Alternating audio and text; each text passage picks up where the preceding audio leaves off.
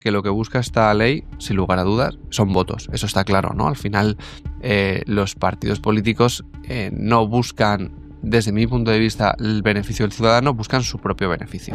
El camarero que ahora trabaje menos va a trabajar más rápido, va a meter prisa a los clientes para que terminen antes y ser igual de productivo. No, pero la realidad es que esta ley lo que ha hecho por haberse redactado de manera incorrecta es que mucha gente que estaba sujeta a un tipo de delitos pudiese solicitar penas inferiores. La vivienda pública, con una planificación a largo plazo, algo que en España es inimaginable, funciona bien. Hemos visto el caso, por ejemplo, de Viena. Vale, lo típico de tú defenderías a un asesino que es culpable y yo, como buen abogado, te voy a hacer la trampa que es, te voy a hacer la pregunta a ti es, ¿cuándo una persona es culpable? Este tema, ¿cuál es el tope máximo que te pueden exonerar? Creo recordar de memoria que 5 millones de euros. Dicho esto, lo que en ningún caso puede pasar, que parece que en este caso ha pasado, es filtrar temas íntimos como su relación sexual, etc. Bienvenidos a un episodio más. Hoy estamos con una persona que viene del mundo jurídico, un jurista que trata en sus redes sociales de todo tipo de temas laborales, todo tipo de bancos y muchas más cosas relacionadas con el tema de la ley. Hoy tenemos a Miguel. Bienvenido, Miguel. Gracias. Más conocido en redes sociales como Empleado Informado. Y bueno, para empezar, me gustaría saber, ¿fuiste primero el buffet o las redes sociales y luego el buffet? A la vez. Es algo que yo creo que nos caracteriza mucho. Yo siempre lo digo. La idea que nosotros tuvimos en una sociedad ideal no debería haber existido, porque al final, ¿qué pasa? Que nosotros convivimos con el trabajo, la mayoría de personas, ¿no?, que tenemos que trabajar para vivir, 30, 40 años, y sin embargo nunca se nos ha dado una formación en ese sentido. No sabemos cómo tiene que estar redactada una nómina. ¿Ahí mejor? Sí, mejor ahí. Venga. Entonces, no sabemos ni siquiera cómo tiene que estar redactada nuestra nómina o los derechos laborales básicos. Y yo he estado trabajando en un despacho de abogados aquí en Madrid bastante grande que nos dedicábamos a asesorar empresas. Y los directores de recursos humanos, las directoras y tal, nos hacían preguntas muy complejas y eran personas preparadas, que habían estudiado la carrera de Derecho, con mucha experiencia y tal. Y te pones a pensar, joder, si esta gente necesita ayuda de profesionales que sean abogados laboralistas, ¿cómo debe estar la otra parte, el trabajador, que ni siquiera tiene esta formación la gran mayoría de veces? Y esto se juntó con la idea de que yo siempre había querido hacer mi propio despacho y dije, joder, lo tengo claro, empiezo a dar consejos legales, sobre todo laborales, y creo que funcionó porque era lo que se llama un win-win. Yo daba a conocer mis servicios y a conocer a los demás sus derechos laborales, y si a ellos les gustaban, conocían mi despacho en el camino. Bueno, mandas esos mensajes a través de redes sociales que crea esa confianza con tu seguidor, que es el que ve tu mensaje y a raíz de ahí sabe que puede confiar en ti para cualquier proceso que tenga de ese ámbito. Claro, es que en la sociedad existe un estigma con el tema de los abogados, que creo que en parte es justificado y en mucha otra parte no, en el que hay mucha desconfianza. Y en realidad la relación de un abogado con su cliente es de mucha confianza. Entonces nos hemos dado cuenta que ver cómo trabajas, o sea, que los clientes o los potenciales clientes vean cómo trabajas, seas un despacho transparente y que además expliques los conocimientos que tienes, ¿no? Porque, por ejemplo, sale una nueva sentencia y la sales comentando, hace a la persona que quiere o tiene que recibir tus servicios estrechar esa confianza, mejorarla previamente incluso a contratarte, y eso creo que es muy positivo. ¿Crees que tu buffet estaría donde está ahora si no fuera por las redes sociales? No, sin lugar a dudas no, porque al principio al final nosotros, o como yo veo las empresas, es a través de lo que se llama producto mínimo viable. Es decir, tú tienes que ir buscando teclas distintas hasta que das con la adecuada y ya la puedes, por así decirlo, tocar hasta la saciedad, ¿no? De manera exponencial. Entonces, nosotros con las redes sociales lo que tienes es un prueba y error gratuito. Tú puedes empezar haciendo las cosas de una manera que, si no gustan, puedes cambiar. En cambio, cuando tú estás empezando, valga la redundancia, si tú empiezas a meter dinero, porque en las redes sociales no metes dinero, solo metes tu imagen, puedes probar mucho. Entonces nosotros encontramos la forma, porque al final es complicado. Al principio a mí me daba cierta vergüenza aparecer en vídeos, lo hacías a través de post, y vas moldeando la idea sin incurrir en un gasto en publicidad, que muchas veces es un coste que puede hacer que sea mucho más difícil sacarlo adelante al principio. Ahora sí tenéis costes de publicidad, marketing. Sí. Ahora sí tenemos. Al final en el despacho somos ya 30 personas. Por ejemplo, el departamento laboral sigue funcionando solo con la cuenta de manera orgánica, pero otros departamentos invertimos en publicidad y tiene un retorno positivo. Pero claro, Cuando invertimos en publicidad, hay una fase en la que tú solo estás gastando dinero hasta que das con la tecla, sabes cuál es el vídeo correcto y ya lo puedes, por así decirlo, lanzarlo. Eso, si estás empezando, como era nuestro caso, que nadie de nuestra familia era abogados, que no teníamos, por así decirlo, un duro, no lo puedes hacer. No tenía ese feedback para poder tirar de ahí. Eso es. Bueno, Miguel, vamos a empezar y quiero tratar contigo algunos temas un poco recurrentes de la sociedad actual. Fenomenal. Pero antes tengo una pregunta que siempre me he hecho y siempre me ha parecido muy ética, y es la ética del abogado de representar a culpables. Vale. Explícame un poquito cómo hacéis para mantener esa ética en su sitio. Vale. Lo típico de tú defenderías a un asesino que es culpable y yo, como buen abogado, te voy a hacer la trampa te voy a hacer la pregunta a ti es ¿cuándo una persona es culpable? Porque claro, muchas veces dicen, bueno, pero es que él te está diciendo que es culpable, ¿no? El típico caso que nos ponen. Vale, pero al final, en un sistema con un poder judicial con garantías, que es el que vivimos, una persona, desde mi punto de vista, solo es declarado culpable, solo es culpable cuando ha pasado por un procedimiento judicial bien defendido, con unas garantías, y se le ha podido declarar culpable. Porque si no, entraríamos en un juicio paralelo, un juicio que lo hace la sociedad o un juicio que incluso haces tú, que no tienes derecho a hacerlo, desde una perspectiva, primero, muy parcial y segundo, muy poco formada. Por eso hemos creado un sistema en el que hay unas garantías para el procesado, para el investigado, y hay un juez o un grupo de jueces que tiene que decidir.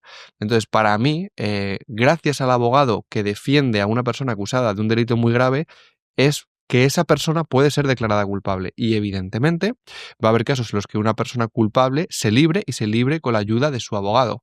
Pero hemos decidido, yo creo como sociedad, que eso es mejor que la alternativa que declarar culpables a gente que pueda no serlo, que creo que es una consecuencia no deseada, mucho más jodida para la sociedad. Sí, pero a mí me viene y me sigue viniendo a la mente esa figura de esa persona que tú sabes que es culpable como secreto profesional y tú consigues dejarla en la calle. Una persona, por ejemplo, que ha sido asesino, que ha matado a 2 personas, vamos a poner un ejemplo hipotético, ¿Vale? Mata a 2 personas, consigue librarlo de la cárcel y tú sabes que has dejado en la calle a un asesino. ¿No te corroe por dentro ese tipo de situaciones? Bueno, personalmente no me corroe porque yo me dedico al derecho laboral y no tengo esos debates filosóficos, pero al final es lo que comentábamos. Entonces, por ejemplo, muchas veces cuando yo debato esto con mis amigos digo, imagínate que esa persona la han pillado, por así decirlo, con las manos en la masa, no tiene nada que hacer, y mi labor simplemente puede ser como justificar o tratar de reducir un poco esa condena para que haya un proceso justo, que en lugar de a lo mejor que le caigan 50 años, le caigan 45. Que bueno, en España la condena máxima es 30, pero para el ejemplo. ¿Eso te parecería bien? Y muchas veces me suelen contestar, sí, bueno, eso sí. Entonces, tenemos una moralidad en la cual nos parece bien una defensa, pero que llega hasta ciertos límites. Entonces, el sistema tiene que ir mejorando para ser capaz que sin la ayuda, o con la ayuda, mejor dicho, de un abogado, ese asesino sea declarado culpable. A partir de ahí, pues como te digo, ya el debate creo que es de cada uno. Yo precisamente empecé en un despacho en el que se llevaba de todo, vi asuntos muy turbios en materia penal y decidí no dedicarme a ello porque a mí eso sí me iba a suponer un esfuerzo emocional muy fuerte que no estaba dispuesto a aceptar. Ese es uno de los motivos por los que también elegí el derecho laboral. Pero al final es lo que te decía, una persona es culpable en el momento en el que un juez le declara culpable y el sistema tiene que ser capaz de hacerlo pese a que hay un abogado defendiéndole. ¿Por qué? Porque de lo contrario, corres el riesgo de que una persona inocente acabe siendo declarada culpable. Oye, casi todos los abogados con los que escucho o hablo muestran el sistema jurídico como un tablero de ajedrez. Vale. ¿Es realmente un juego? ¿A qué te refieres? Como que el sistema jurídico a la hora de ir a un juicio tienes que buscar todas las cabidas posibles a un problema para poder escudriñar, para poder sacar algo de beneficio para tu cliente. Bueno, o sea, como entrar en un juego entre el juzgado, el juez, los fiscales, la otra acusación y vosotros. Eso es un poco peliculero, es decir, hay casos así, pero son la excepción. Lo normal en un sistema de justicia es que haya por así decirlo, un procedimiento en el que los abogados están tratando de defender a su cliente, pero normalmente la limitación que tienen es importante, primero de medios, porque al final, vamos a poner miles de ejemplos, ¿no? Me estaban llevando, yo qué sé, que el otro día fui a hacer la compra y me robaron el bolso.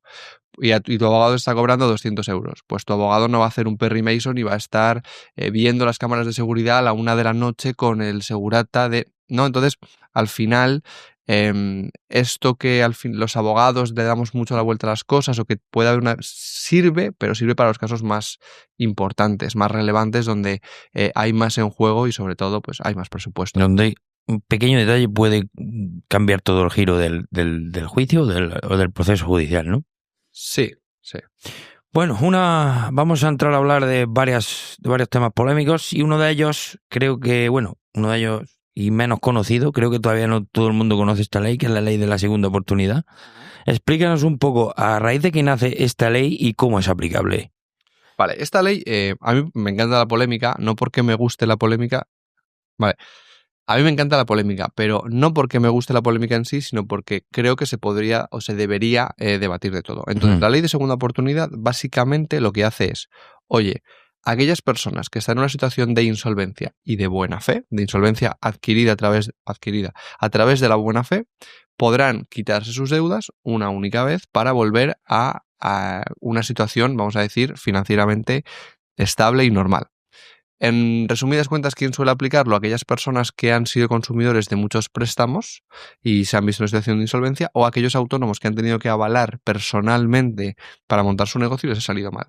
Y vas a decir, que es lo que siempre me preguntan, joder, pero entonces me pongo a pedirme créditos y luego dentro de 5 años me libro. Bueno, primero ten los cojones de meterte en esa situación, porque estar en una situación de insolvencia te garantizo que no mola, te están llamando todo el rato, pierdes todos tus bienes y tienes a todos tus acreedores detrás, como es normal. Y segundo, que la ley de segunda oportunidad es, como hemos dicho antes, para aquella gente que se ha endeudado de buena fe, es decir, sin buscar una intención de endeudarse, dilapidar ese dinero y luego volver a aplicarla. Entonces, actualmente, aunque no funciona para todo el mundo, la gente que puede ser candidata a esta ley de segunda oportunidad, lo que se busca es, tío, mira, tú tienes, imagínate que una persona de la calle le cae una situación de insolvencia y debe 500.000 de euros. La situación real que pasa a día de hoy en España detrás es, vale, pues esa persona se busca un trabajo en negro, vive alquilado en negro y vive aparte de la sociedad. Lo que se trata es, oye, mira, vamos a quitarte esta deuda y vas a volver a aportar a la sociedad, a tener un trabajo, a cotizar, a pagar IRPF, etcétera. Entonces lo que se busca es sacar a esa gente que está escondida viviendo al margen de la sociedad y volverla a poner en lo que se llama nuestro sistema. ¿Qué porcentaje de exoneración tienen la mayoría de la gente que se acoge a la ley de la segunda oportunidad? Lo desconozco. Lo que te puedo hablar es de mi despacho. En mi despacho el 100% de clientes que tenemos se ha exonerado sus deudas. ¿Completas? Completas, eso es. Luego es cierto que hay un debate con Hacienda y con la Seguridad Social en el que en España solo te puedes quitar 10.000 euros, pero viene de normativa europea y de directrices europeas que te puedes quitar todo. Entonces ahí hay más debate. Pero en mi despacho, en nuestro departamento, el 100% de clientes que hemos llevado hasta ahora hemos conseguido exonerarles de su pasivo. Ahora bien, eso también es porque nosotros hacemos un trabajo previo que creo que además de ser bueno, es responsable. Y al que le decimos, oye, tu caso no va a tirar para adelante, no le cobramos por cobrar y luego le damos las malas noticias, sino que se lo decimos desde el principio. O sea, que estudiáis el caso desde el principio, lo vais todo y ya decidís si es válido para esa ley o no es válido para esa ley. Eso es, nosotros hacemos un estudio previo gratuito, le decimos, mira, esta es tu situación, creemos que tienes muchas posibilidades, algunas posibilidades o ninguna posibilidad. Y como hacemos ese ejercicio de transparencia, hasta ahora hemos llevado ya pues 1.000 casos fácilmente y todos los hemos ganado. Oye, ¿no ves un poco incongruente que en la ley que haya sido creada por el gobierno, por el Estado, para exonerar una deuda, sus deudas con Hacienda o con administraciones públicas solo tenga un tope? ¿No sería ético y moral? Yo creo la ley, pero lo mío me lo pagas y lo de los demás lo dejas sin pagar, ¿no? No, eso está claro. Al final la filosofía es que Hacienda o el erario público siempre gana, ¿no? Entonces, efectivamente, a mí desde luego me parece muy incoherente, porque claro, al Banco Sabadell o el banco que sea que ha dado un préstamo, a ese si le dices, te tienes que joder, hablando mal y pronto, pero yo tengo un límite. Eso se justifica diciendo que al final ese dinero que deben es dinero de todos, que es verdad, pero sí que es cierto que es en cierta parte un poco interesado. A mí me parece una incongruencia total que sí. Yo creo la ley, pero tú lo que me debes me lo pagas, lo demás ya veremos. Oye, ¿los bancos son recompensados por otra parte de alguna manera de esa deuda que dejan de cobrar de esa persona que ha sido exonerada? Muy buena pregunta. De manera directa no, pero de manera indirecta sí. Te explico por qué. esa persona que está ya en una situación de insolvencia clara y, como te he dicho, vive al margen de la sociedad, ya no va a pagar los préstamos que debe, ya no va a pagar las cuotas y, como sabes, hay un límite al embargo, y el límite al embargo es la insolvencia. Si yo no puedo quitarte nada, no tienes coche, no tienes casa, no tienes dinero líquido en la cuenta, no puedo recuperar mi deuda. Entonces, desgraciadamente, hay un porcentaje elevado de gente que se ha arruinado, que vuelve a una situación normal y luego no es capaz de seguir en esa situación y vuelve a pedir un préstamo y el banco vuelve a ganar un dinero cobrándole intereses, etcétera. Entonces, actualmente, yo esto lo he debatido muchos con mis socios, pensaba que esta ley iba a ser quitada rápidamente, o se iban a echar atrás, y parece que de momento es todo lo contrario. Oye, esos préstamos, si son avalados por otras personas, en esa exoneración, ¿qué ocurre? ¿Vuelve el banco a buscar a las otras personas o hay manera de que los avalistas también se queden fuera de la exoneración? Pues muy buena pregunta. Como te he dicho antes, esta materia lo lleva a otro departamento en mi despacho. No te sabría responder con exactitud, pero entiendo por un tema lógico que tú te exoneras tus deudas, pero un avalista no se está exonerando tus deudas porque la ley es a título personal. Entonces ese avalista yo entiendo que tendría que seguir respondiendo. Y ese avalista, si incurre en la misma situación, podría también acogerse a esa ley. Claro. Vale. Es que tiene varios pequeños matices esa ley y la gente no lo conoce y creo que es bueno que se sepa porque es una ley que puede ayudar a mucha gente siempre y cuando se obre bien, porque hay mucha gente que, como tú dices, 5 años pidiendo crédito y luego cojo y digo, me hago insolvente. Una cosa, esa gente que entra en ese estado de insolvencia donde todo el mundo le llama, entramos en el mundo de los recobros de las deudas, esas llamadas insistentes a horas impertinentes y, sobre todo, llamémoslos extorsión, ¿es legal? Bueno, es legal hasta cierto punto. Al final... Explícate un poquito que sí. no... Es que se pierde mucho el sonido ahí. No, te digo que es legal hasta cierto punto. Es decir, las deudas que tú tienes tienen un tiempo en el que pueden ser reclamadas y muchas veces están prescritas. Y para recibir ese tipo de llamadas, primero hay un horario y segundo hay listas a las que tú te puedes apuntar para no recibirlas, ¿no? Entonces, ¿te pueden llamar tus acreedores para recuperar el dinero? Sí, lo que no pueden hacer es acosarte, que es lo que muchas veces sucede. Entonces, la mejor solución ahí es buscar un consejo experto de un abogado que se dedica a esto para ver qué es lo que están haciendo, que pueden hacer y qué es lo que no, porque al final todos somos iguales. Cuando nos deben dinero lo queremos recuperar y estos bancos lo que quieren hacer, o estas entidades lo que quieren hacer es recuperarlo, y muchas veces para recuperarlo se salta la ley. Oye, cuando esa deuda se vende a una empresa de recobros, por ejemplo, el banco, ya esa deuda la ha dado por perdida y te la está reclamando unos recobros. Esos recobros cobrarán un porcentaje si llegan a cobrar algo. Tú, como deudor, debes ya de pagar, ¿tienes el deber de pagar esa deuda a una empresa de recobros? Como norma general, sí, porque lo que han hecho es subrogarse en la propia deuda. Entonces tú esa deuda la tienes, lo que pasa es que ha cambiado la titularidad de la misma. ¿Y eso está dentro de la legalidad? Habría que analizar cada caso, pero como norma general, sí.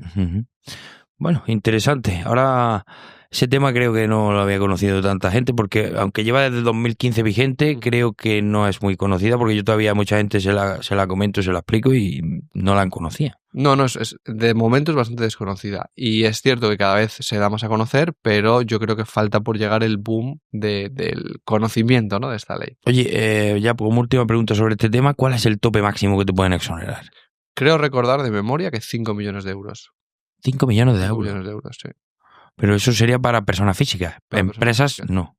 Entiendo que empresas no exoneran ningún tipo de deuda porque las sociedades limitadas, como entran en concurso de acreedores y todo este tema, no creo que lleguen a eso. Eso es un procedimiento concursal para personas físicas. Vale. Bueno, muy bien. Vamos a entrar, Miguel, ahora en otro tema un poco... Y este sí es verdad que está muy candente y seguirá muy candente y ha estado muy candente, que es el tema de las bajas médicas. Vale. La pregunta es clara. ¿Tenemos en España una cultura arraigada a la baja médica? Sí, sin lugar a dudas. Lo que pasa es que habría que ver hasta dónde llega ese fraude. Es decir, ¿por qué pasa esto? Las bajas médicas. Muchos autónomos, muchas empresas se están quejando de que ahora mismo un trabajador puede coger una baja médica y estar entre 1 año y 2 años de baja, cobrando gran parte de su salario o a veces el 100%, y lo puede conseguir de una manera un poco fraudulenta. ¿Por qué? Porque actualmente, como sabes, quien te da la baja es tu médico de cabecera. El sistema de sanidad está cada vez más colapsado, los médicos de cabecera tienen cada vez más consultas y no tienen un conocimiento experto, no son psiquiatras o psicólogos, la mayoría de las veces, en este tipo de asuntos. Entonces, mucha gente lo que suele hacer es pedir una baja por estrés, ansiedad o depresión en los casos más graves. Y al final, la mayoría de estos síntomas, como te digo, son psicológicos.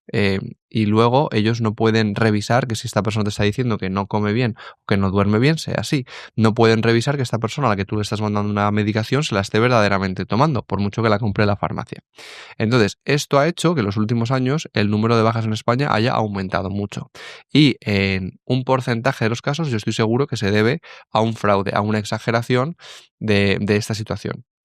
¿Qué pasa además? Que en 2022 se aprobó una ley que establece que despedir a alguien por estar de baja médica pasa de ser improcedente a nulo. Entonces, eso supone a la empresa que si pierde el juicio, que si no consigue demostrar por qué verdaderamente hay un motivo de despido, como puede ser un bajo rendimiento y tal, el trabajador puede reincorporarse. Entonces, tienen un blindaje bastante importante y como vemos que pasa en muchas leyes, es que está mal hecha. Porque esta ley tiene una intención que yo creo que es positiva, que es defender a aquella persona que tiene un problema real, que joder, se ha roto la espalda y no puede trabajar, pues esa persona no merece ser despedida. Y a mí eso me parece lógico. El problema es que está tan mal hecha que al que quiere ser un cara dura se lo pone muy fácil para serlo. Y al final esto es lo que están denunciando algunas asociaciones, sobre todo patronales, por parte de empresas y pequeños autónomos.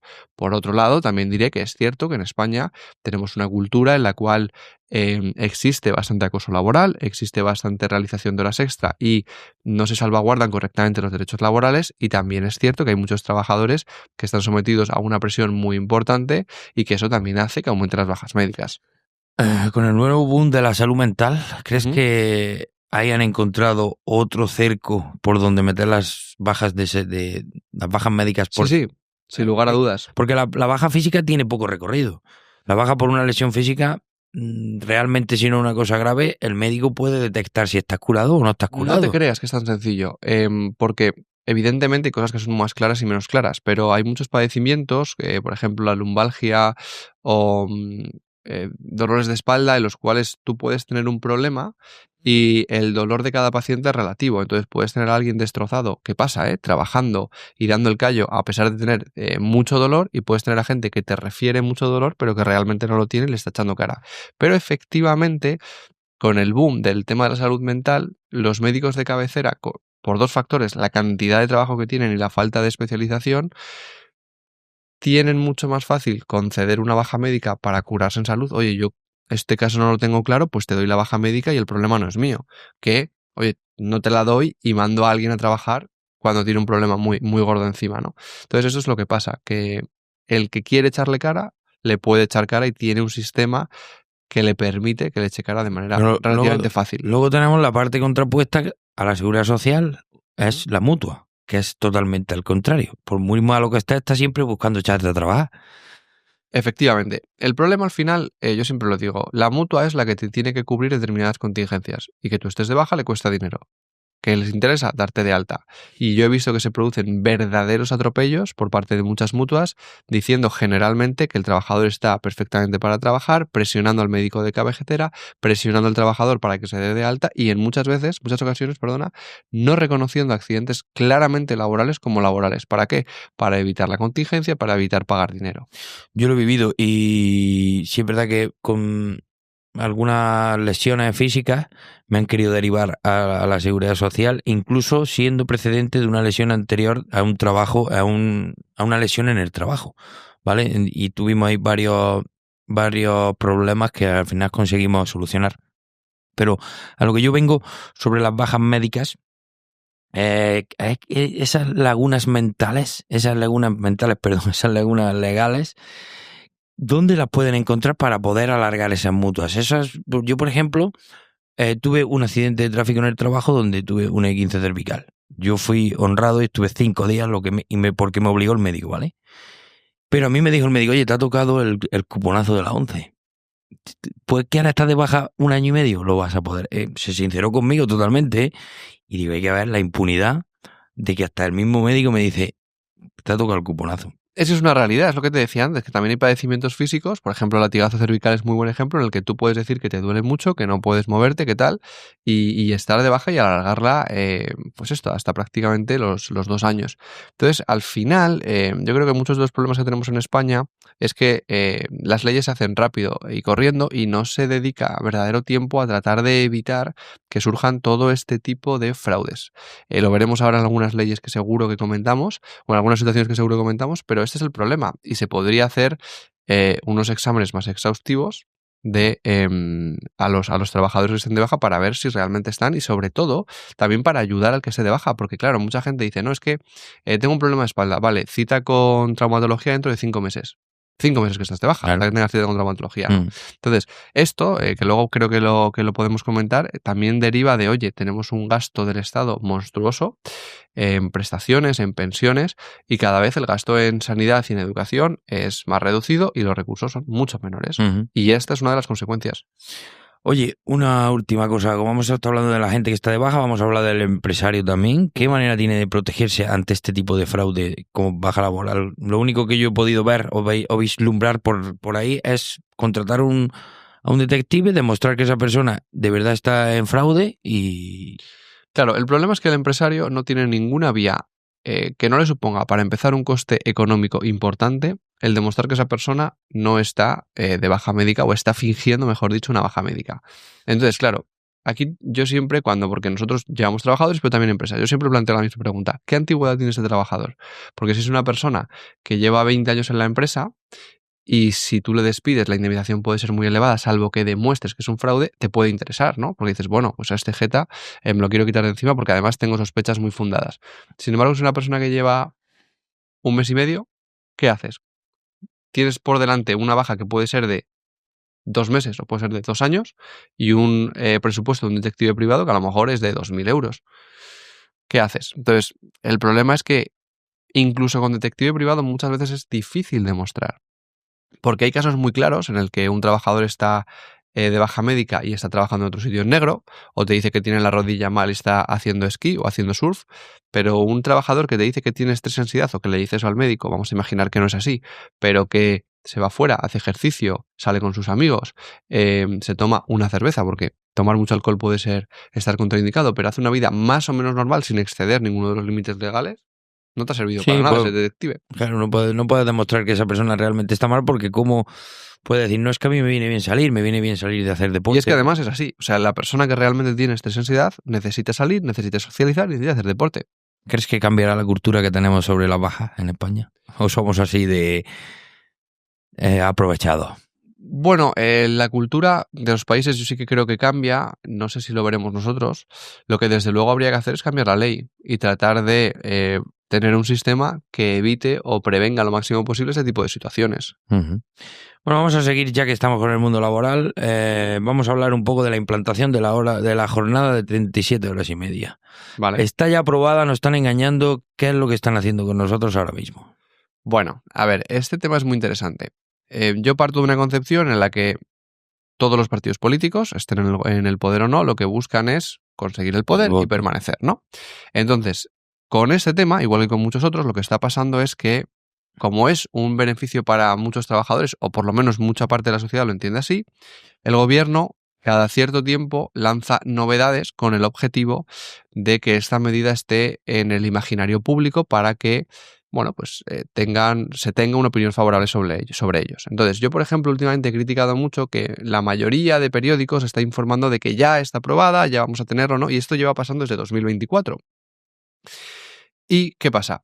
Que a día de hoy, estamos a 8 de febrero, 8 de febrero, es verdad que la normativa está aprobada con sindicatos y gobierno, pero de momento tiene que pasar por el Congreso de los Diputados y por el Senado. Se tiene que aprobar, que ya sabes que el gobierno actual es un gobierno de muchos partidos, y claro, te lo tienen que aprobar todos, y no todos los partidos piensan igual. En el caso de que se apruebe y de que se apruebe sin enmiendas, además, se va a empezar a aplicar en el año 2026.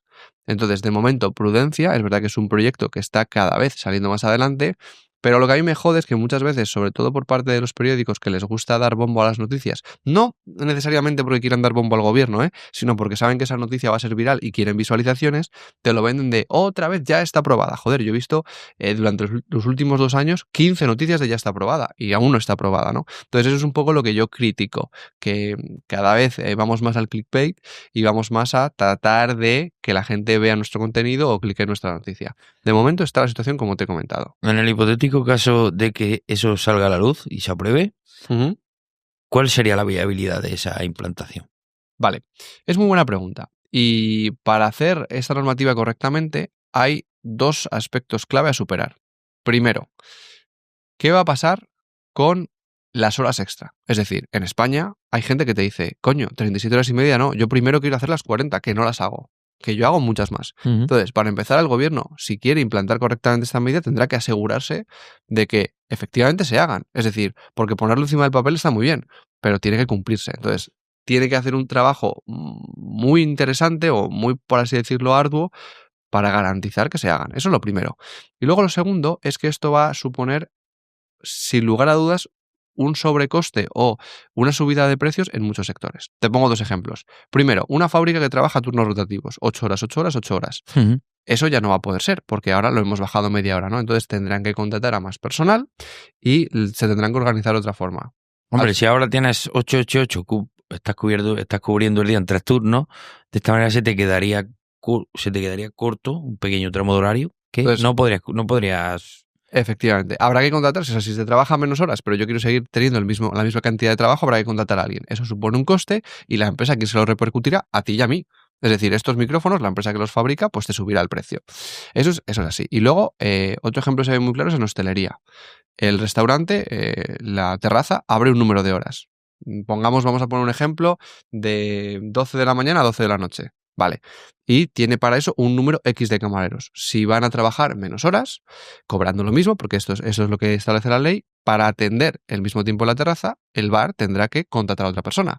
Si tiene más coste, ¿quién va a pagar el precio? Tú y yo. Cuando te tomes una cerveza, va a ser más cara, ¿no? Entonces, esto tenemos que ser conscientes y, oye, pues puede ser, y probablemente lo sea, un gran avance en ciertos puntos, pero habrá que tener en cuenta qué va a pasar con los aspectos que nos están contando. ¿Consideras que es una medida ilógica buscando un poco el voto y desmembrando un poco a esas empresas que supuestamente los tienen como capitalistas, como los de derechas, y ahora la izquierda progre es la que está buscando ese voto con esa medida? Porque si la estudiamos realmente es inviable, económicamente, tanto para el empresario como para la productividad. Me gustaría saber tu opinión sobre...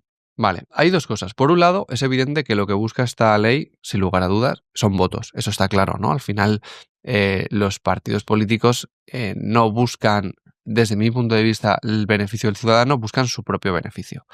Dicho esto, sí que considero que haciendo correctamente esta ley se puede llegar a encontrar una productividad mayor en algunos sectores y vivir mejor. Es decir, en un despacho de abogados, como por ejemplo, tú sí puedes, trabajando menos horas, ser más productivo. Y ahí sí que considero que el debate es lícito y legítimo y puede aumentar la productividad. Yo, de hecho, tenemos un puesto de trabajo que son, por así decirlo, comerciales, asesores, que se dedican a la contratación. Es un puesto mentalmente muy cansado y históricamente nosotros hemos contratado ya a 4 días. Los viernes ellos libran. Y hemos aprendido que eso es mucho más productivo, de acuerdo. Pero volvemos al ejemplo de la terraza. ¿El camarero que ahora trabaje menos va a trabajar más rápido? ¿Va a meter prisa a los clientes para que terminen antes y ser igual de productivo? No. Entonces, eso, por un lado, va a venir bien a ese trabajador porque va a trabajar menos horas y cobrar lo mismo, pero por otro lado también le va a venir mal, porque cuando él se siente a consumir otros servicios, esos servicios va a subir también van a subir. Entonces, lo que debería hacerse, como se debería hacer en toda la vida, es hacer un debate realmente razonado de los pros y los contras. Y, bueno, pues yo creo que en muchos aspectos no se hace. Bueno, vamos a cambiar de tercio y vamos ahora, como abogado, quiero que me valores la ley del solo sí es sí. Es una ley que ha sido muy polémica, que ha reducido muchas condenas y me gustaría que de una manera técnico-jurídica me la valoraras. Bueno, fue una chapuza. No, es una realidad. Y el problema es que en este aspecto se ha instrumentalizado mucho y algún partido ha venido a decir que si tú estabas en contra de esa ley era porque eras machista, ¿no? Que además es una etiqueta que a muy poca gente a día de hoy le guste, es decir, evidentemente es una etiqueta como muy peyorativa que todo el mundo intenta rehuir lo antes posible y es un ataque muy fácil, ¿no? Minusvalora mucho a la persona rápidamente. Pero la realidad es que esta ley lo que ha hecho por haberse redactado de manera incorrecta es que mucha gente que estaba sujeta a un tipo de delitos pudiese solicitar penas inferiores. Y la realidad es que no sé cuántos cientos o incluso miles de agresores han visto reducida su condena. Y me hace mucha gracia cuando, por ejemplo, Irene Montero dice los jueces son machistas. Sí. Ese es el problema que hemos tenido por la ley. Sabe perfectamente Irene Montero que desde hace muchos años la mayoría de jueces, sobre todo los que están en los juzgados de instrucción, por así decirlo, los que llevan poco tiempo, 10, 15 años en la carrera judicial, son mujeres en su gran mayoría. Entonces, esto es una de las cosas que no se comenta. Y precisamente el PSOE, porque sabía que esta ley se había hecho mal, la arregló, que por cierto, eso lo hicieron bien, había que hacerlo y era necesario, y evitaron que esto siguiese sucediendo en el futuro, porque en el pasado ya ha sucedido. Entonces, otra cosa que me hace mucha gracia de esta ley es que Irene Montero y su partido, pero la ha encabezado mucho ella, ¿no? Ha intentado que sea como una ley muy personalista. Sí. Decía, no, es que hemos puesto el consentimiento en el centro de la ley. Perdona, el consentimiento llevaba en el centro de la ley ni se sabe cuántos años. Otra cosa es que tú quieras dar una propaganda de esa ley distinta, pero la realidad es muy distinta a la que te están vendiendo. ¿Crees que el feminismo extremo se está cargando las leyes de igualdad? Muy buena pregunta. No tengo tanto conocimiento como para decirte de una manera taxativa. Sí, se la está cargando. Lo que desde luego ha pasado es que una parte del feminismo muy radical se ha cargado totalmente el movimiento y ha creado leyes claramente injustas para algún sector de la población. Y se han pasado de frenada de manera consciente en bastante de esta normativa. ¿Tú crees que esa normativa fue creada de una manera muy rápida para solventar o llegar a tener que ese Ministerio de Igualdad tuviera más dinero, más ingresos, que tuviera más apoyo para votos, para seguir en el gobierno como estaba metido con PSOE? No te puedo garantizar que se hiciese rápido o se hiciese mala posta, porque eso ya creo que es algo muy difícil de determinar. Desde luego lo que se hizo fue una chapuza, y eso está clarísimo. Y lo único que parecía que les importaba era vender a los cuatro vientos y promocionar que ellos habían conseguido hacer un verdadero cambio social, ¿no? Defendiendo o vendiéndote que habían conseguido dar un paso adelante, cuando la realidad es que no es así. Por ejemplo, simplemente para tratar de dar un dato de la manera más objetiva posible, había una situación muy similar en Argentina. El actual gobierno derogó la gran mayoría de esta normativa y el número de agresiones y de asesinatos con un motivo machista se ha reducido, porque lo que han hecho es enfocarlo desde otro punto, persiguiendo y siendo más duros con el agresor. Entonces, bueno, ahí tenemos un dato que explica que no solo las cosas se pueden hacer desde un punto de vista tan doctrinal. Tengo varias preguntas sobre el tema, sobre las denuncias falsas en la ley de violencia de género. ¿Estamos los hombres muy inseguros jurídicamente? Sí, es una realidad. Por dos motivos. El primero, porque cuando existe un procedimiento penal, esto influye en medidas civiles, como la custodia de los hijos. Entonces, existe no sé cómo expresarlo correctamente, pero existe una tentación de que una persona que sea mala, una mujer en este caso, use una denuncia por violencia de género y la instrumentalice para su procedimiento de separación o divorcio. ¿No crees que muchas veces van también aconsejados por el representante legal? Seguro. En algunas ocasiones pasará. No, es una realidad. Entonces, vamos a ser claros, vamos a hablar de datos, ¿no? Sí. Actualmente es cierto que el número de denuncias falsas con un juicio y una sentencia en contra es prácticamente inexistente. Pero también es cierto que hay quien defiende que esto sucede porque Fiscalía tiene desde hace mucho tiempo instrucciones de no perseguir las denuncias falsas o las denuncias que podrían ser falsas, con también, hay que decirlo, el objetivo de, oye, aquella persona que ha sufrido un caso de violencia de género y que es verdad y que no lo ha conseguido demostrar, no se vea en una situación tan injusta de luego tener que enfrentarse a una contradenuncia, vamos a decir, por denuncia falsa y tener que enfrentarse a su agresor en la vía judicial después de no haber conseguido demostrarlo, porque eso también a otras víctimas les puede dar y les va a dar mucho miedo el decir, joder, es que si encima esta persona me ha hecho esto y yo no lo consigo demostrar, van a venir a por mí. Pero también es cierto que del 100% de denuncias planteadas por este motivo, creo que en torno al 30 o 35% acaban en una sentencia condenatoria. Te digo datos del año 2024. 2.550.000 denuncias por violencia de género. Solo 600.000 condenadas. Es decir, lo que yo estaba diciendo. Más o menos, sí. Un 30%. Claro, entonces no podemos ser tan ingenuos en sociedad de pensar que si hay 1.800.000 denuncias que no se han ganado en los tribunales, sean todas por falta de pruebas. También habrá un porcentaje relevante, que yo desconozco, que sean porque esa denuncia se ha instrumentalizado y no es cierta, ¿no? Sumamos que esa persona que pone la denuncia, independientemente de cuál sea el fin o el final de ese juicio o de esa sentencia, le queda una ayuda por violencia de género, aunque se demuestre que la denuncia sea falsa. Sí, o sea, está claro que hay, o sea, yo es lo que defiendo, que el problema, como ha pasado en otras leyes, es que esta ley a la que, ya hablo de cara dura en femenino, porque esta ley está diseñada para el sexo femenino, a la que es una cara dura, a la que es una aprovechada, a la que es una psicópata, una sociópata y no tiene ningún tipo de pudor en arruinarle la vida a otra persona, se lo pone facilísimo. Exactamente igual que las bajas médicas.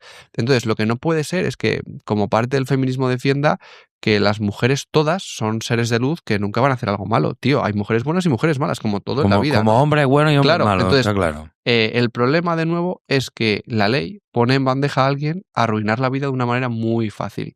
Y ya se están conociendo muchos casos, o un número de casos relevantes, de gente que ha tenido que luchar 10 años para ver a sus hijos, por ejemplo, después de 5 o 6 denuncias en esta materia, ¿no? Por ejemplo, es conocido el caso de Neymar, en el que una persona se acostó con él, fue bastante claro, llamó a la policía para denunciarle por ese tema y menos mal que no sé qué de moral tiene esa práctica, que el futbolista grababa todo ese tipo de situaciones, les enseñó la prueba y la policía inmediatamente se fue, ¿no? Menos más que porque él sabe que es una persona pública y todo eso le podía ocurrir. Ya, pero tampoco está bien grabar una relación pero es que entramos, sin consentimiento de otra persona. Entramos en que los hombres no tenemos presunción de inocencia en este tipo de casos. Entramos con la cabeza por delante. Bueno, no es exactamente así, pero desde luego tienes una posición judicial muy complicada. Eso es una realidad. Bueno, hablando de lo del tema de Neymar, ahora vamos a hablar un poco sobre los temas polémicos que ha habido sobre esto también, sobre el caso de Íñigo Rejó. Vale. Explícanos qué fue realmente, bueno, sabemos que la actriz Elisa Mouliá, después de 3-4 años, interceptó la denuncia, puso la denuncia por que había sido abusada. Realmente había un juicio donde también ha sido viral, mediático, por las preguntas de ese juez. Explícanos un poco el caso y en qué trámite se encuentra y cuáles han sido las controversias de este caso. Vale. Primero, voy a intentar explicar para todo el mundo que lo está viendo, porque hay mucha desinformación, teniendo en cuenta que yo soy abogado laboralista, que no soy experto en esta materia, pero datos objetivos. En España, cuando existe este tipo de delitos u otros muchos, hay 2 jueces, uno que instruye y otro que juzga. Entonces, ahora lo que está pasando es que está habiendo una instrucción. Un juez está investigando el asunto e interrogando a la mayor parte posible de personas implicadas para ver si hay indicios de delitos suficientes para que Errejón vaya a juicio, para juzgarle o no. Entonces, mucha gente ha criticado las formas de este juez y tienen razón. Las formas son bastante incorrectas. Muchos compañeros míos que trabajan que trabajan en derecho penal y les ha tocado instrucciones con este juez dicen que siempre ha sido así y que pues es muy inapropiada la forma que la hace, el tono, ¿no? O sea, un poco grotesco, chulesco. Sí, no, un poco no, bastante. Entonces, tiene algunas cosas totalmente sacadas de contexto. Ahora bien, tanto a él como a ella les está haciendo preguntas que a veces se ha pasado de la raya, pero que él tiene que entender que ha pasado ahí. Entonces, él no puede ser en España que un juez que esté investigando un delito tenga miedo a herir sensibilidades. Él tiene que llegar a la cuestión del asunto. Ahora, tiene que hacerlo con tacto, tiene que hacerlo con respeto y tiene que hacerlo sin pasar unos límites, cosa que no ha pasado.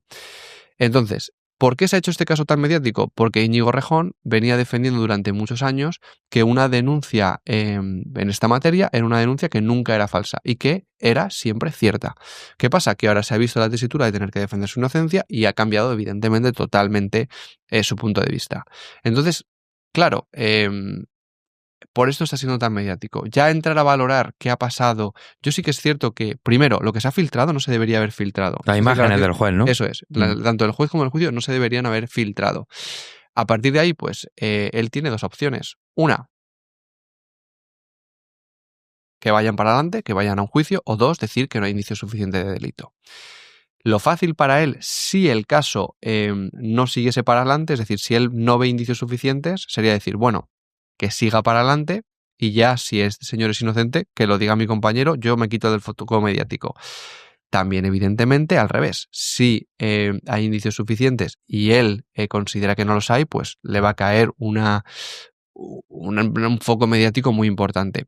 Pero en cualquier caso, yo siempre considero que en ese tipo de asuntos es muy difícil opinar desde el conocimiento parcial y debemos dejarles hacer su trabajo, evidentemente criticando cuando las cosas creemos que no están bien hechas, pero yo no te puedo decir qué va a pasar ni a quién creo en este asunto porque no tengo el conocimiento, porque yo no estuve allí y yo no he obtenido, ¿no?, el contacto, los interrogatorios, el conocimiento que este juez y que los próximos tendrán.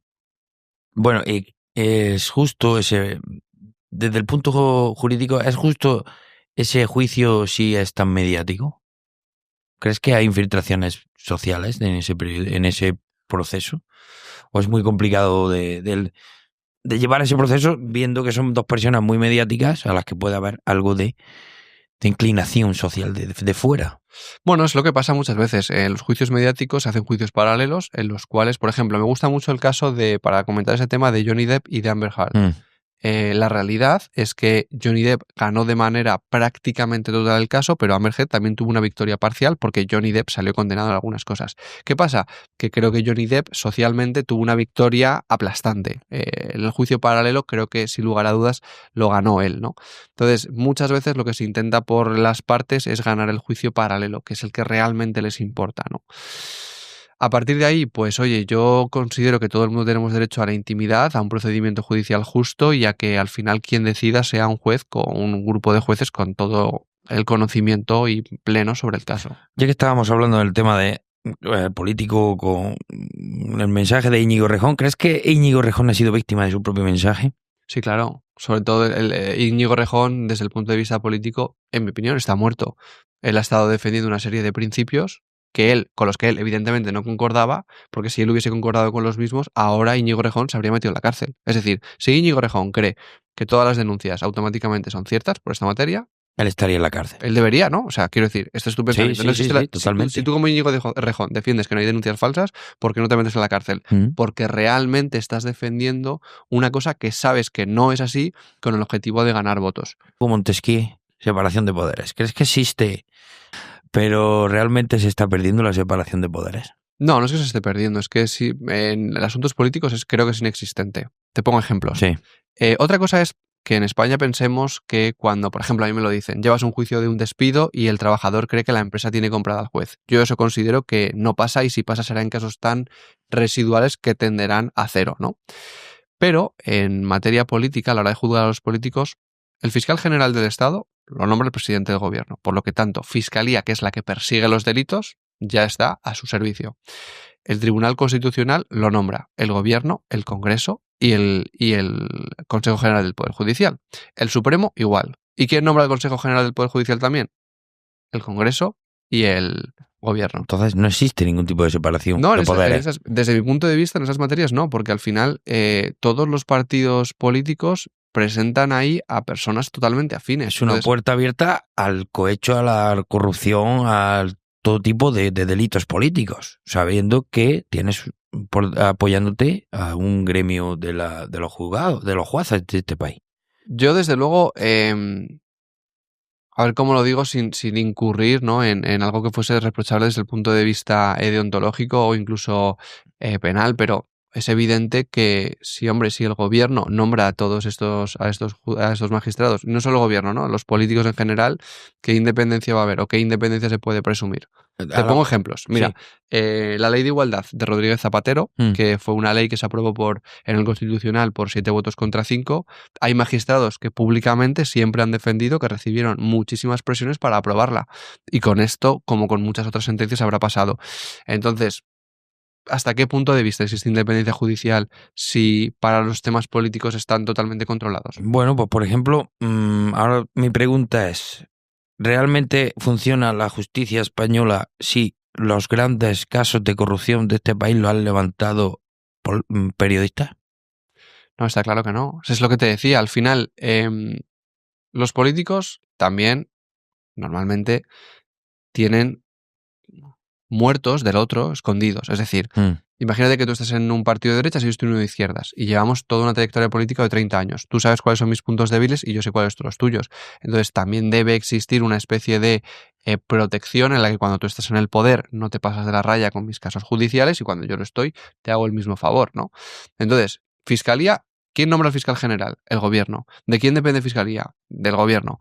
Entonces, ellos persiguen o pueden hacer hasta aquí. Entonces, si la persona o organismo que te tiene que acusar no te acusa, porque te está defendiendo, joder, ha pasado ahora con el caso este de Lobato.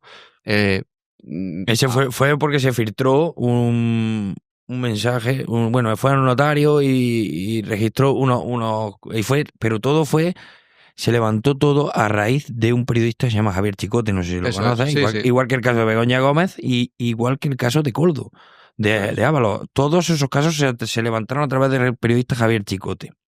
Y a lo que yo vengo es que si ese periodista no saca todo el chiringuito que tienen montado alrededor, no sale nada. No sale, claro, pero porque, por ejemplo, en el caso este que estábamos comentando, del caso Lobato, sí, está bastante claro que ha habido una filtración de Fiscalía a Moncloa y de Moncloa a Lobato. Entonces, si Fiscalía, que es la que tiene que evitar y perseguir el delito, es la que supuestamente lo ha cometido. Claro, porque se le filtraron esos documentos que él llevó a la notaría, se filtraron por otro lado. Y la única manera que fue era a través de la Fiscalía. No vamos a llegar, yo creo que dame tu opinión, pero no sé si damos imagen al resto de Europa y del mundo de un país jurídicamente inseguro.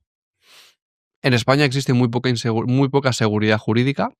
De hecho, por ejemplo, ahora con los casos de las tarjetas revolving, nosotros en el despacho teníamos más de 2.000 procedimientos y hace aproximadamente 9 meses hubo una sentencia que declaró lo que se consideraba usura a partir de unos puntos de interés que antes no se habían pronunciado incluso en sentido contrario, y a nosotros, por ejemplo, nos mató 100 y pico procedimientos, porque un día el Tribunal Supremo decidió cambiar su criterio de la noche a la mañana. Esto, sobre todo en los sistemas anglosajones, no pasa, en los que hay muchísima seguridad jurídica, en los que tienen un sistema no latino, sino anglosajón, y también la inseguridad jurídica lo que te hace es, como país, que sea mucho más difícil invertir. Pero porque se mueve mucho por jurisprudencia, o sea, ¿una sentencia puede cambiar otros procedimientos? Eso es decir, en Estados Unidos, o en los sistemas anglosajones mejor dicho, es muy difícil que habiendo decisiones en un sentido, de repente todo esto cambie. En España eso es, o los sistemas latinos, mucho más sencillo. Y donde dije Diego, ahora digo otra cosa. O sea, que si ahora llega un juez y dice, no, es que ahora hace una sentencia y dice que los intereses de una tarjeta revolving son usureros a partir de un 20%, ¿no? Te pongo un ejemplo. Te pongo un ejemplo que es acojonante. En España, hace 40 años, se debió aplicar una normativa europea que cuando una empresa quería despedir a un trabajador, antes de entregarle la carta de despido, debía ponerle encima los hechos de motivadores del despido. Hablando en plata, oye, si yo te digo que me has robado dinero, te tengo que decir, oye, que me ha robado dinero y que esto está jurídicamente calificado aquí en la ley, en el convenio colectivo, y que por lo tanto te despido. Entonces, esa normativa hace 40 años establecía que yo primero te tenía que decir, oye Manuel, creo que me ha robado dinero. ¿Qué tienes que decir al respecto? Vale, pues durante 40 años esto no se cumplió nunca en España, no se hizo nunca. Incluso algún juez planteaba cuestiones, aquí hubo uno en Madrid bastante conocido, que ya se retiró porque debió acabar hasta las narices, que de mutuo propio decía, oye, que es que esto es obligatorio desde hace 40 años. Y el Tribunal Supremo, los Tribunales Superiores de Justicia habían dicho en miles de ocasiones que esto no era así. Vale, pues hace 5 meses hay una sentencia del Tribunal Supremo que dice que ahora entra en vigor una normativa que lleva 40 años aplicada. Entonces, ¿qué pasa? Que los abogados tenemos que asesorar a nuestros clientes que ahora se está aprobando una normativa que a lo mejor dentro de 30 o 40 años va a entrar en vigor. Entonces, eso es inseguridad jurídica. Y eso lo que hace es que la gente no pueda planificar ni su empresa ni su situación. ¿España toma las normas europeas o las leyes europeas cuando le da la gana? Y todos los países, sí. Sí. Por ejemplo, en España el permiso parental debería haberse hecho retribuido desde hace ya tiempo. Y de hecho, el hecho de que ese permiso no se haya hecho retribuido como marca Europa nos está haciendo perder dinero. Pues no se ha hecho. Entonces, realmente estamos en un país jurídicamente inseguro en muchos aspectos. En muchos aspectos. No es un país bananero, es decir, al final estamos dentro de la Unión Europea. Sí, pero en muchas cosas compensa al delincuente. Sobre todo los delitos de robo, hurto, el tema tú robas y puedes estar en la calle robando. O sea, es absurdo, por ejemplo, que en España una persona que es carterista pueda seguir siendo carterista y hacer de ello su profesión habitual. Pero ¿sabes lo que más jode de todo eso? Que ese carterista está cobrando una ayuda del Estado. Y lo cogen porque ha salido el caso, no sé si tú... Yo soy muy seguidor del canal de José Elías. El otro día estuvo haciendo un documental sobre los carteristas y resulta que del 40% de los que pillaban eran subsidiarios de una ayuda del gobierno. Si tú pillas a esa persona robando reiteradamente durante 20 días, un mes, un año, 2 años en el mismo sitio, retírale la ayuda, ¿no? Por lo menos eso. Pero es que eso es de cajón, no tiene que venir un abogado, ni un juez, ni nadie a decirlo, que una persona cotidiana lo está viendo. No tengo el dato, o sea, no lo conozco y no lo he estudiado, pero desde luego si es así es vergonzoso. Igual que, por ejemplo, es vergonzoso el tema de la ocupación. Es decir, aquí hay... Otro tema que quería tratar contigo. Es un falso debate. Es decir, por parte de las empresas de desocupación, a ellos les interesa mucho que esto siga siendo así, porque ahí está su negocio. Y por parte de algunos partidos les interesa mucho que haya estas empresas de desocupación y que además tengan un perfil tan marcado, tan, no vamos a decir extrema derecha, pero sí muy conservador, Sí. muy incendiario. Imagen neonazi. Para luchar entre ellos, ¿no? Para confrontarse. Pero al final eso se solucionaría muy fácil. Oye, tú has entrado en una casa que no es tuya, llega la policía, te saca de la casa y si no te vas, además entras a la cárcel porque estás en una propiedad privada que no es tuya. Somos el único porque hay debate con eso. Somos el único país del mundo que consiente eso. No creo que seamos el único país, pero desde luego me da igual que fuésemos igual que todos. En el resto de Europa somos el hazmerreír de Europa con estas leyes, porque el otro día salió hablando, no recuerdo quién fue, en un programa de televisión, creo que fue un abogado alemán, y lo estuvo diciendo, que le parecía inconcebible que una persona entrara en tu casa y encima tú no pudieras echarle y tienes que pagarle. Pero si es absurdo, si es que me da igual que en otros países funcionase igual. Si es que no puede ser. O sea, no puede ser que una persona entre en tu casa o deje de pagar el alquiler y se pueda quedar ahí mucho tiempo y tengas que enfrentarte tú a un proceso judicial muy largo con muchas trabas para echarle. Oye, ¿es tu casa? No, por fuera. Pero realmente es que yo he tenido aquí un debate con un Ocupa y un Desocupa y aparte tuve un podcast con uno de Desocupa. ¿Vale? Realmente eso de que si te es tu vivienda habitual lo pueden echar en cualquier momento, pero yo he visto casos en los que una mujer mayor su casa de toda la vida se la quita y no puede recuperarla. Bueno, la ley sí que establece que en caso de vivienda habitual sí que les echan. No sé, no conozco el caso concreto de esa señora ni los detalles. Sí que la prensa dice que hay varios, pero habría que entrar a analizarlos. Pero sí, la vivienda habitual está protegida. Pero me da igual, yo tengo una casa en la playa y o sea, no la tengo. Pero la has ganado tú. Claro, ¿por qué esa casa se puede ocupar? ¿Por qué esa persona se puede quedar ahí? Si es que es absurdo. Son debates que yo creo que son movimientos creados para tener a la gente en constante polarización, tanto de... Sí, si no es la guerra hombre-mujer, es ocupa-desocupa, es extrema derecha contra extrema izquierda, es manera de polarizar y de tener a la gente dividida para sacar ese voto. Al final somos políticamente rentables a todo el mundo. Sí, es así. Y al final... el tema se acabaría muy fácil modificando el tema de la ocupación. ¿Pero por qué no se modifica? Porque han conseguido que las empresas de desocupación haya gente muy incendiaria, muy llamativa, muy cercana a una ideología extremista. Y claro, eso les interesa porque te venden que ellos están ahí para combatir a esa extrema izquierda. Claro. Bueno, pero el chiringuito se está desmontando poco a poco, ¿eh? Ya la gente creo que está siendo consciente, porque todo eso también se está traduciendo en el tema del problema de la vivienda. De ahí viene que no haya vivienda para alquilar, de que los precios tengan lo que tengan. Es que todo es una bola de nieve en este caso, porque si tú tienes yo como propietario, no voy a poner una vivienda en alquiler sabiendo que tengo el problema de la ocupación y en el momento que me la ocupen he perdido esa vivienda por 4 o 5 años hasta que salga un procedimiento judicial. A ver, yo no creo que sea tanto eso, es decir, no creo que la gente no ponga su vivienda en alquiler, creo que es una decisión que pasa poco el hecho de que una persona tenga una vivienda destinada al alquiler y la decida sacar del mercado, lo que sí hace es protegerse.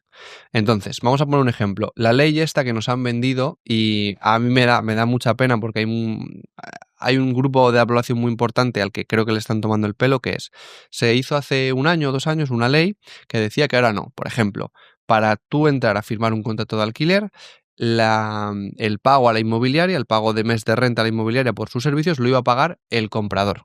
O sea, perdón, el comprador, el propietario. Sí. Eso es absurdo, porque si tú tienes un piso y tú has calculado una rentabilidad y lo vas a alquilar y lo tienes a 1.000 euros y te dicen que ahora de esos 1.000 euros tú vas a tener que pagar 1.000, dices, vale, pues lo subo a 1.200. Correcto. Entonces, eso, y además, claro, eso te genera un miedo, porque dices, hostia, es que esto me lo pueden cambiar en cualquier momento. Y subes un poco más para ser precavido. Y es que eso lo está haciendo todo el mundo. Ahora con el tema de los ocupas. Mucha gente lo que hace es, vale, pues te voy a obligar a pagar un seguro de alquiler. Vale, pues te acabo de encarecer otra vez. Entonces, toda esta regulación, lo que estamos viendo es que está subiendo el precio de alquiler. Por poner otro ejemplo, en Argentina lo que han hecho es desregularizar este mercado. El número de pisos que se han puesto a alquiler es proporcionalmente mayores y el precio ha bajado. ¿Por qué? Porque como siempre ha defendido, en este sentido me gusta mucho el canal de Juan Ramón Rayo, que lo explica muy bien, mucho mejor que yo. El problema con la vivienda es un problema de construcción. En Madrid, por ejemplo, en los últimos 15 años, por cada hogar que se estaba formando, se estaba construyendo un piso menos. Es decir, si se están constituyendo 2 hogares, se está constituyendo un piso. Entonces, se está construyendo la mitad de los pisos necesarios. Y ojo, eso teniendo en cuenta que no se está contando en este análisis los hogares que se quieren constituir y no se constituyen por falta de recursos. En Madrid se está construyendo muy poco, sobre todo en Madrid Centro, porque no hay prácticamente donde construir. Nos hemos obsesionado un poco con que todos queremos vivir en Madrid Centro y al final, pues oye, habrá que... La saturación también hay que pagarla. Claro, efectivamente, y habrá que irse a las afueras muchas veces, ¿no? No tenemos tampoco campo de vivienda pública, que también es un punto que mata al país. Sí, al final hace falta vivienda y parte de la población defiende que tiene que ser vivienda pública y vivienda privada y hay gente que defiende que solo debe ser privada. La vivienda pública con una planificación a largo plazo, algo que en España es inimaginable, funciona bien. Hemos visto el caso, por ejemplo, de Viena, porque en Viena los alquileres están muy bien y la gran mayoría o un porcentaje relevante de los alquileres son públicos. ¿Qué pasa? Que Viena lleva haciendo una planificación desde los años 60 en este aspecto. Entonces, sí, al final construir más casas o más hogares, desde luego, evitaría gran parte del problema. Vamos a avanzar porque nos queda poquito tiempo y me quedan 2 preguntas que quiero que, aunque sea brevemente, me las respondas, ¿vale? Inteligencia artificial está muy de moda ahora con el tema de mini consultas personales a temas legales. ¿Crees que ayuda o no ayuda, desvalora vuestra profesión o os da más mérito? Explíqueme un poco cómo está afectando la inteligencia artificial a vosotros. La inteligencia artificial está haciendo competencia al negocio de la abogacía y a muchos otros, porque tú ahora tienes chats, como puede ser GPT, en el cual tú empiezas a darles información y te empiezan a resolver consultas jurídicas con una calidad muy aceptable. Pero al final yo siempre defiendo que la competencia es positiva, porque eso lo que te hace es ser mejor, prestar un mejor servicio y al final que a tu empresa le pueda ir mejor. ¿Recomiendo ChatGPT? Como si tuviese que decir sí o no, diría sí, con matices. Tú, por ejemplo, le puedes presentar un contrato laboral, el tuyo, y te va a decir un poco dónde tienes que tener cuidado, qué cláusulas pueden ser abusivas, y en general le puedes hacer preguntas introduciendo cuantos más datos mejor para que te solucione la papeleta. ¿Ese chat es infalible? No. Yo también lo uso, yo también le he echado un ojo y me ha dicho sentencias que no existen. Me ha dicho, sí, lo dice esa sentencia. Y dices, vale, descárgamela. Ah, no la encuentro. La buscas y no existe. Sí, eso me ha pasado.